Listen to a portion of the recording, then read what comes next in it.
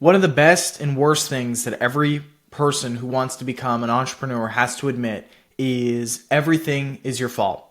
All the accountability goes straight to the top and the person that's leading the ship. Whether you hire a bad employee and they do a bad job, the blame comes straight back to you for hiring them in the first place, right? Everything is your fault as an entrepreneur.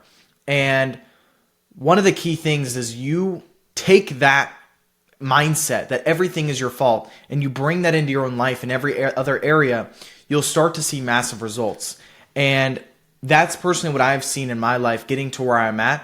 I'm only 19 years old. I don't have the most life experience in the world, and I don't claim to, but over the past 3 years, I've dedicated everything to business and success, like very transparently. That's all I've done. And there's a few things I've done differently than most that maybe started at the exact same time that I did. Okay, they started online business, maybe the same business model with maybe more money than I did. And for some reason, they're still working today, the job that they hate, that 9-to-5 job, or that school, they're in a classroom that they hate, or just living a life they're not happy with. And that starts with, it all comes back to you. It comes back to self-accountability. And one of the first things I'll mention on why I think I've gotten to where I'm at my age and just over everything is I didn't start caring about materialistic possessions and making that my North Star, whether it be the cars, the watches, the clothes, all the stuff, right? And I know that sounds very hypocritical as I wear like a $70,000 watch, but you guys wouldn't even know this is $70,000 in the first place. And that's the point, is it's the external validation most people chase and they choose as their reason and their why on why they start. And then once they get that, car, that watch, or whatever, they take their foot off the gas. And a lot of people make the mistake of getting that car, getting that watch when they really can't afford it. Okay. I'll give the example of people that live in like Miami. All right. I know this is very stereotypical, but a lot of people in Miami you'll see with insane cars. They're very young, and a lot of them, and I'm not going to say all of them because some of them actually can afford it, but a lot of them can't. Okay. And what happens is it's like they come and they go. And this comes with a lot of different people. You'll see this every year. You'll see like 10 to 20 people who blow up on your Instagram feed or whatever for having all these, cars or the crazy lifestyle. And then they start to fade away and then they disappear. And that's because they got it when they couldn't afford it. And what happens is when you get these materialistic possessions and you only put like 10% down on like a car payment, right? And you get it when you really couldn't afford it. You take your foot off the gas because you have the false sense of in your mind that you've made it, and then you can't afford it. Then you have to return the car and you have to lose all this money and you're broke again. That's the cycle. Everyone, like all these guys go through.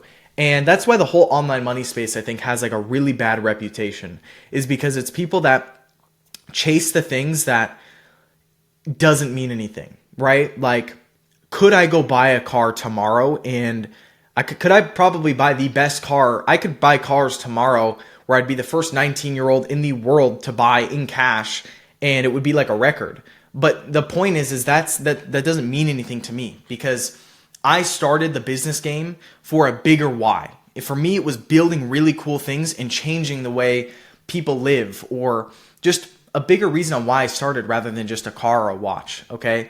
And if you can make it so like 90% of the reason you start is for actually building cool things that matter, and then 10% for the materialistic stuff, that's completely fine. And that's how I think mine is. The problem is most people have it swapped. Most people have it 90% for the materialistic stuff and 10% for the, like the actual big real vision in life and what matters in longer term.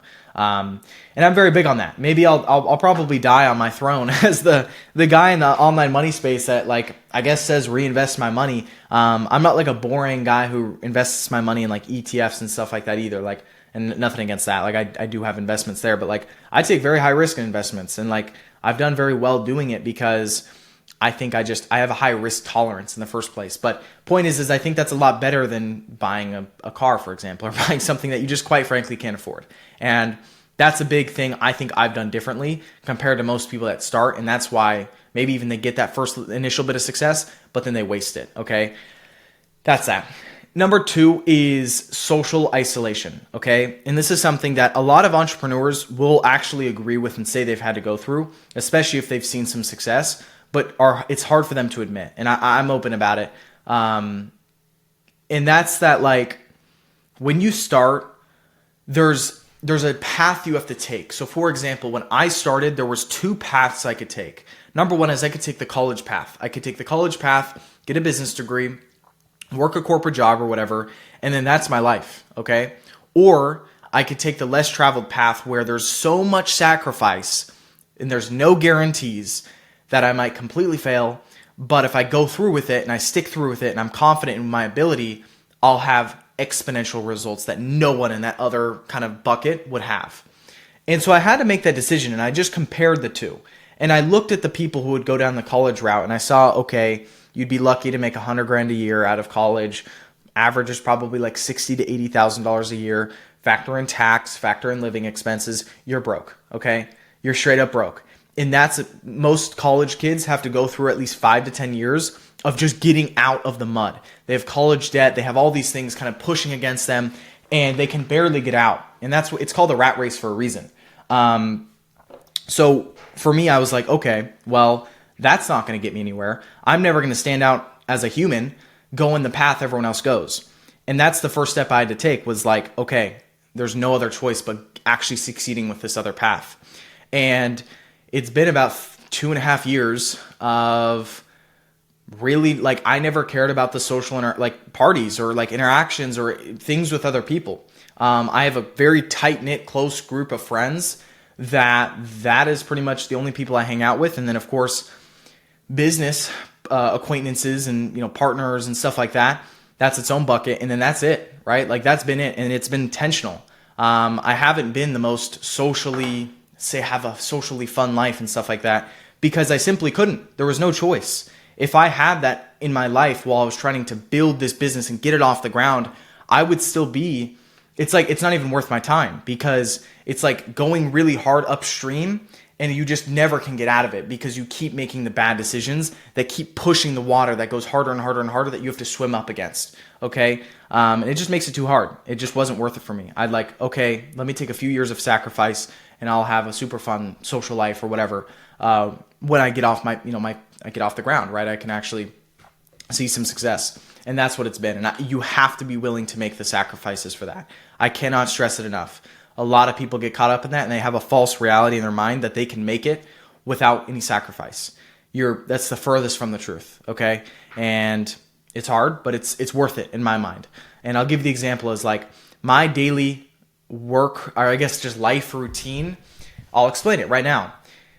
Wake up, I work for about a couple hours, then I'll go to the gym with a friend, then I'll come home, I'll work for almost the rest of the day up until about dinner time, and then I'll eat dinner, hang out with my family, maybe see a friend for a couple hours, then go to bed, repeat, okay?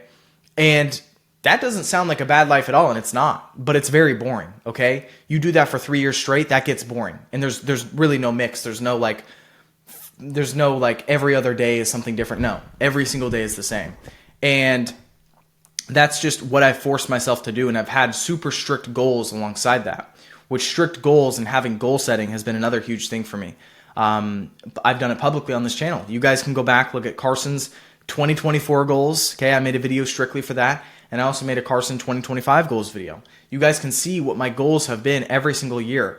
I beat all of my goals and I completed all of them by, I want to say, April of this year. Okay, all of my 2025 goals were completed within the first few months. Okay, and that's because it was like I kept pushing. It was like this rocket ship that was finally getting off the ground, and it boom went exponential. It was like taken off, and it just took so much time to get it off the ground. Finally, it just went like that, and I had to take 2.5 years of not seeing any really crazy results to get there.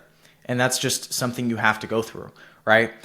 So look at that as an example. And like goal setting is like when you look at someone who even goes out of college, for example, and they make $100,000 a year. Let's even say they make $120,000 a year, or we'll say $240,000 a year, so $20K a month. Everyone has different goals at different stages. You don't make $220,000 a year out of college, probably at least for 10 years. So you're 22 when you get out of college, or we'll say you're probably about 30 to 35 until you would ever hit there. And that's very above average, right? For me, 10K a month was the goal that I had in my mind when I started. Okay. 10K a month today is an absolutely horrific month. And I don't mean 10K a month as in revenue within a business and then I have to pay people. No. I mean personal profit hits the bank account. Even $30,000 a month. Horrible month. Not even a good, like really bad month, to be honest. And that's a doctor's salary, okay? That takes people decades to get that. And again, the point is I took the sacrifices up front to get here. And these are all the things that I had to do. I had to not care about the materialistic possessions and delay gratification, okay?